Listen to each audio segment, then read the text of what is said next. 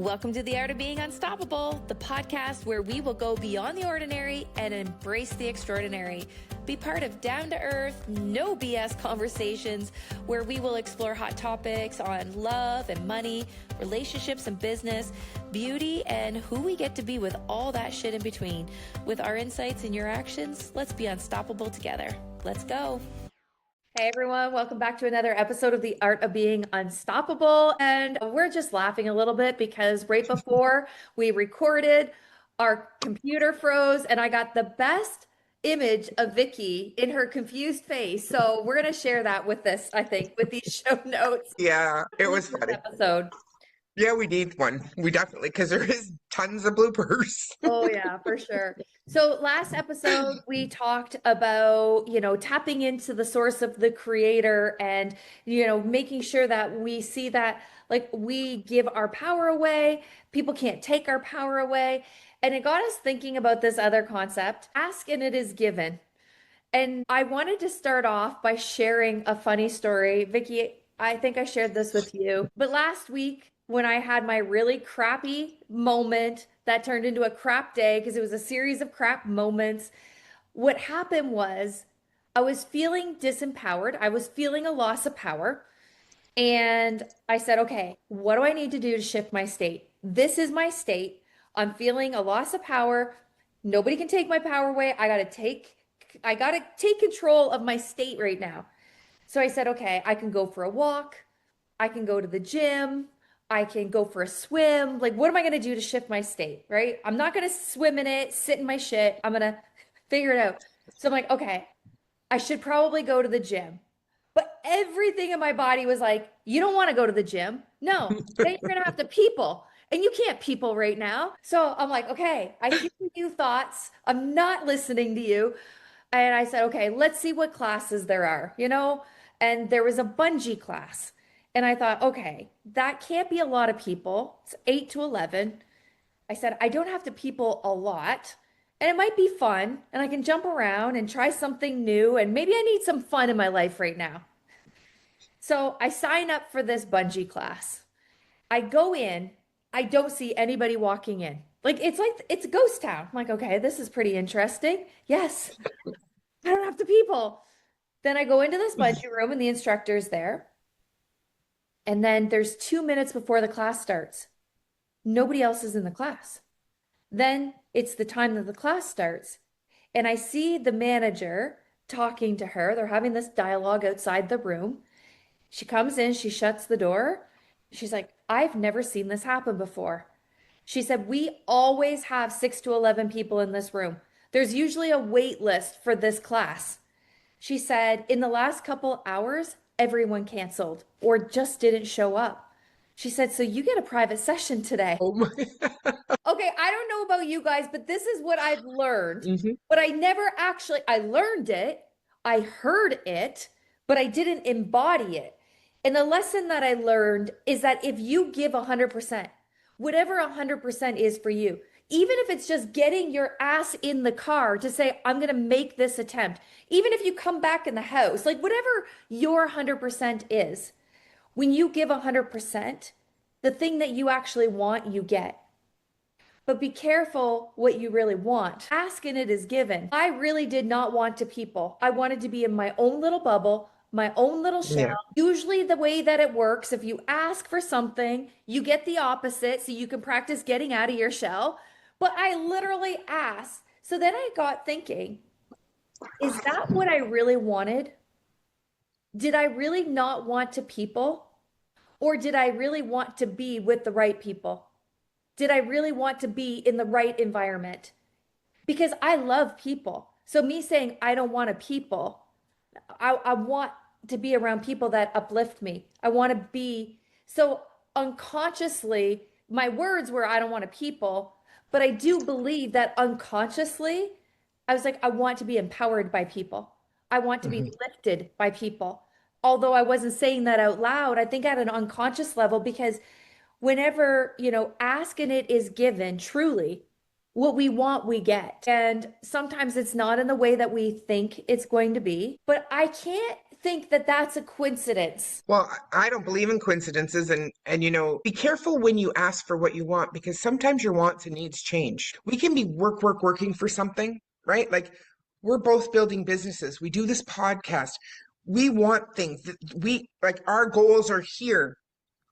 What happens when we get here? Is that what we really wanted? Or do we really want to be that busy in this and that? Do we really want that?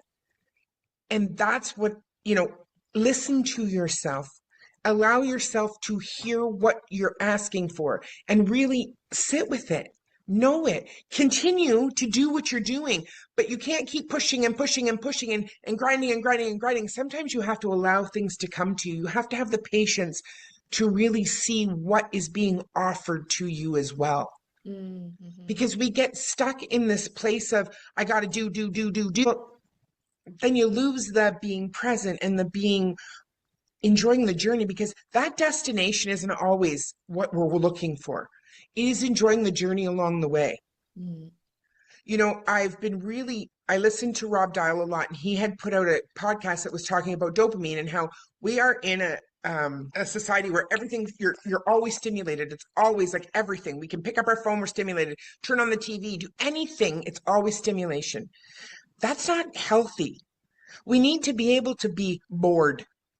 We need to be able to, because what is boredom? Like, I remember as a child, right?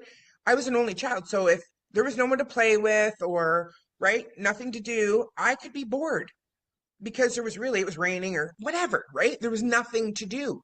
Well, now there's always something to do, Yeah. right? So when we ask for things, we're asking, but we're not enjoying what we're given, because we're not even seeing it, because it's not what you know what I'm saying? So we're wanting this.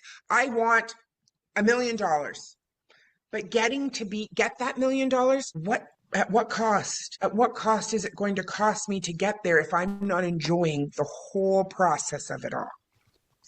Yeah, and I think intellectually we hear this a lot, right? We hear these things like enjoy the journey, enjoy the process, and ask and it is given, and be careful what you wish for. And it's all intellectual until you really embody it and really think about like what is it that I want and what is it that I need and why? Why is that important? And I had a call with somebody yesterday actually. And I asked her what she wanted, and she said, I want this. And I said, but why is that important to you? And then she said, oh, because of this. I said, but why is that important to you? And I just kept asking her, like 7 Yeah. years deep. And she's like, because I know what it's like to suffer, and I just don't want people to suffer. And if I've gotten through something, I want to make sure that they don't have to do it alone because I did everything on my own. I was like, oh, okay, great. So did you notice how what you said you wanted and why? That was superficial. That's what your brain Yeah. wants you.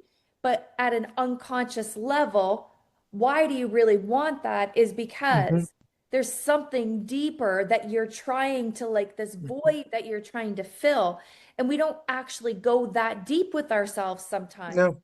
Why Oh, God, no. get the house? And why do we want the $1 million business? And why? When you get that thing, what will that give you? Well, okay, but why is that important to you? Why is freedom important to you? And we don't have these conversations enough to really get to the source of, well, what is actually running our show? I know for me, my whole life, I was driven by results. If I was Yeah. producing results, I was worthy, I was deserving. When I had a lull year where I wasn't producing results that I expected, I thought, like, this isn't what I want. This is, but at a soul level, it's what I actually wanted.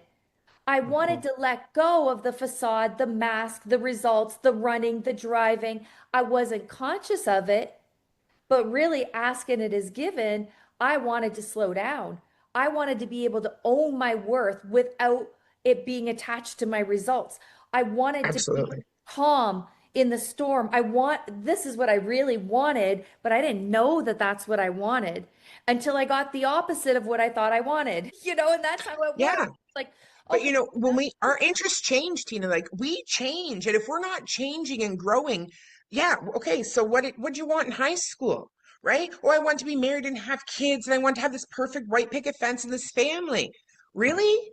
Did you? right? And then you get it and you're not happy. And then you wanted this and then you get it and you're not happy, right? It's all about what people think, or, and that's what drives me the most crazy. It doesn't matter. Who cares what anybody else thinks or says? It's about how it makes you feel and what you want, and I know when we became friends, we were brought up very differently. We had different lives. I'm older than you. My kids are grown. Your kids are still teenagers. We're in totally different places, but we bonded in a different way because we wanted similar things for different reasons, Hmm. but we could see and appreciate each other's ways of being and doing things. And that's what it's about for me, is to really know and to sit with it and discover my changes in my life as my life is changing, because we all have them. Every part of our lives every year is a different, we're going through a different cycle, a different change. Listen to what you are wanting today. It might be completely different than it was a month ago, 6 years ago, Yeah, yeah. right? So, and that's okay, right? You were striving for that 7 figures, 7 figures, 7 figures. And then you realize, like, what happens when you get it? Are you happier? It's almost like the negative bias that we're programmed to have, Hmm. where nothing is enough and everything's wrong and everything's bad. And it's like, Hmm. okay, I remember sitting in my office, very successful business. I had a house manager who cooked, cleaned for me, who did my grocery shopping, beautiful kids, husband. And here I am sitting there with all of these blessings. And I couldn't see the blessings, not once. It was Nope. like, oh my God, got to do this for business and it's so stressed and I got to do this and oh, if I don't do this and I was constantly in my head and I'm like, if this, if I, like, how do I say this? If this is the cost to get this, forget it. I'd rather be Yep. broke ass poor, living in a shack with my kids, going outside, going to the beach, I'd rather have nothing and live a Yep. simple life than give my soul for the dollar. And then Yep. you start seeing none of that and it's all made up. Yeah. Like really, it's so You crazy. know, Like, yeah. I mean, yeah, I never wanted for anything as a child. My dad worked 2 jobs. He worked at a factory, and then he bought a business, and he bought a little bit more and a little bit more until he owned it 100%. And then, so he worked. He worked all the time. So I never really saw my dad when I was younger, but I have his business sense. I love an entrepreneurship. I love that. But I learned so much from my mom, who was home with me, mm, right? I never wanted for anything. My husband never had anything and wanted for everything. So yeah. I can see it from both sides, right? I see what that does. And to never want for anything. And I never was that kid that I didn't care if we shopped at, it was Byway at the time, or at, like, it didn't matter if it was a brand name. And I found that when I met my husband, everything he owned was brand name. He may have only had ten pairs of, like, outfits or whatever, but they were all brand name because that's what meant something to him, because that was the thing that he wanted. Do you know what I'm saying? It didn't matter to me. I'd rather say, oh, look, I got this for $5. It Mhm. was on sale. I can have 10 of them for that one thing that you just bought for 100. You know what I mean? Like, so I just, it's be careful what you ask for, is, because you do get it. As you're sharing that story, I just had this thought come up, and maybe we've talked about this in another podcast episode. But I remember when I was maybe 7 years old, I had a friend, and her mom walked over to our house to pick her up. She was visiting, we were playing or whatever. And I remember we had this old garage. It was kind of like crooked, but up against the Yeah. house. Like I remember, I'll never forget. I'm standing on my porch and she's looking at the porch and she said, your parents really need to replace your porch. She's like, is your house crooked or is your garage crooked? And she was just like, I could feel the judgment. And I remember when I built my house with my husband, custom built, beautiful home. I never felt good enough to live in that house. People would come in and they'd be like, oh my gosh, your house is so amazing. I'm like, it's just a house. Like, I felt so weird about it. And I could Hmm. never make that home feel like home. Something brand new, custom. We created it, But I was always that, like, I always identified as that kid with a cricket house. Like that's, Yeah. and it's so weird. Hmm. And I'm getting a little bit emotional sharing this right now because I was probably much like Chuck, like we didn't have a lot and I didn't need a lot. And I actually, those people that did, I had some beliefs about them that they were snotty, they were Hmm. self-centered. So when I started building a business and I started having these blessings and we had this beautiful custom built home, there was always this feeling inside of me that I didn't belong there. And I could never shake that feeling. And even when I left my husband for the first time, I was like, oh, thank God I'm out of this house. So weird. Yeah. So weird. Yeah. Like there's definitely, but there was probably a decision that I made in that Yeah. moment about her, about people that, because they compared to me, like they were rich. In my eyes, they Yeah. were rich. Like Yeah. they had the fancy pop, the pop shop pop, and they Hmm. had all Hmm. this junk food, and they had, Yeah. central air, which we had a fan and we had a Yeah. conditioner in the door, not even in the window. Like we were kind of like a little broke ass poor, you guys.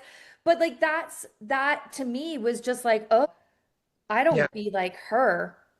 She has money and she's mean. Like, I don't want to be like that. And I think maybe I'm having a breakthrough right now, you guys, because I'm seeing, Absolutely. oh my gosh, yeah. Because I was always like, oh, I want to be humble and I don't want people to know what I have. And I don't want them to Hmm. see me as the mean girl. And maybe from our last episode, why I don't honor my time is because I don't want people to see that I'm snotty or like I want them Yeah. to see that I see the Yeah. giving is Maybe. sometimes receiving. That's right. This is what Because a breakthrough that's looks like, funny. you guys.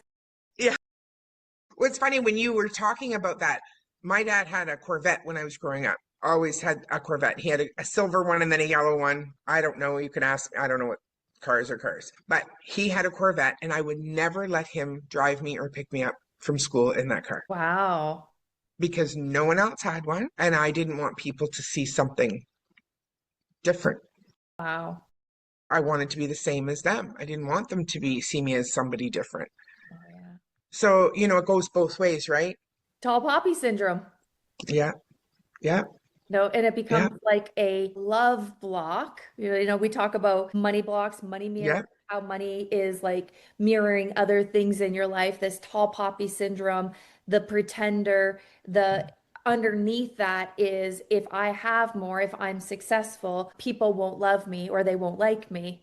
And so yeah. we undermine our success. Like I even have a hard time putting testimonials on Oh, like yeah, yeah. Me too. website or like Hmm. everybody's looking for credibility. I'm like, I don't know. I've coached over 3,000 people. Like Yeah, 1,500 people have come through my programs. Like, I don't know. We've generated millions and millions and like helping people generate yeah. kind of revenue.